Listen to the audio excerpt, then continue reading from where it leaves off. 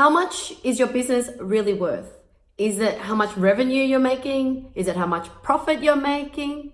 Well, in this video, I want to share with you the one thing that you really need to have in order to make your business worthwhile. Because if you don't do this, your business is worth nothing.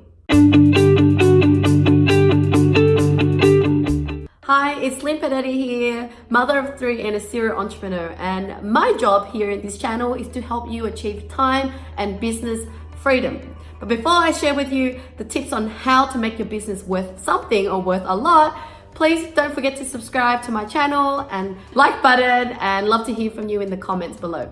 Okay, so we all want to sell our business one day because, business is an asset. And I just want to share with you an interesting story from a friend that came to me recently. And it was really interesting, and it was a great eye-opener that I wanted to share with you guys, especially if you're running a business. Because you put all this hard work in and you want to make sure your business is worth something. So he and his business partners want to sell their business. Well, think about selling it. They're not ready to sell, but they want to make sure it's ready to sell. And so they went to see a valuer, and even though they have a really great business with a lot of revenue, a lot of profit, and they also have like a 20-30 people team, including some virtual assistants as well as some local staff. But guess what? The valuer came back and said the business was worth nothing. And here's the reason why. He and his business partners all are still wearing the hats of the key roles in the business. So one brings in the clients, one does the service delivery. So like I said, even though they have staff,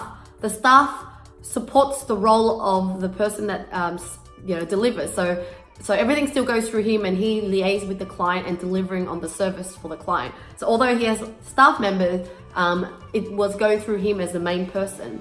And without his other partner who was bringing in all the clients, they didn't really have a marketing system. They didn't really have a sales rep. The business was functioning because of these two key roles of him and his business partner.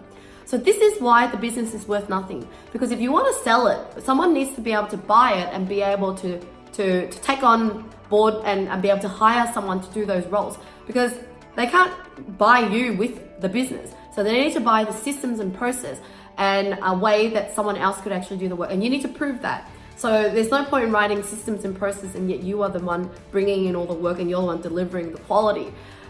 That is what makes your business not worth anything. So the first thing you really need to do to make sure your business is worth something is creating systems and process and making sure you remove yourself from the business. When you're starting out, sure, you're doing all the tasks as, getting clients in or delivering the service. First thing you need to do is invest in staff. And not just investing in staff to support your role, but to take over your role.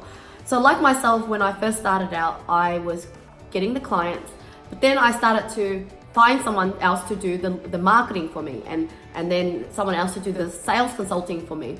And then the recruitment. Although I was the best recruiter and I did have a bit of a limiting thought in my head, it was like, how can I teach someone else the skills and experience that I've had for many, many years? Like taken me years to learn how to recruit virtual assistants and picking the best people. How am I gonna delegate that to someone else? But I didn't let that limiting mindset stop me. I challenged myself to train my virtual assistant into taking over that role. And so what you have to do in order to remove yourself from that is, first, you write down all your systems and process. And then you do the task, but you have your staff or your virtual assistant watch you. So they shadow you, watch you as you're doing it, so that they can observe and learn how you do it. And then once they've observed it and they're ready to go, you would get them to take over the seat, but you watch them instead. You become their shadow to make sure that they're doing the right job. And then the next step would be get them to do it all alone without you watching them and just seeing the result of it. And that's really how you would duplicate yourself in every system in the business. And so, I used to wear the hats of other things like accounts receivable, accounts payable, and I did the same step. What I did was I created systems and process, got someone else to take over the work by first letting them observe and then me observing them until they're fully trained into taking over the process. And so, over the weekend, the whole week I was sick in bed. And the best part about the business that I've created is that it doesn't need me. So I have different people in different functions of the business. There's systems and process in place, and it really didn't need me. The business still could run without me. And so that is what makes the business worth something. So guys, if you would like to actually systemize your business, then I have a free training for you. My operations manager, Richard Phu, has actually created a training program for Skillshare, and he's giving away his training for free. It's about Trello. Trello is a software system, a project management software system that is free, and he's giving you the full training on how you can actually use it to systemize your business.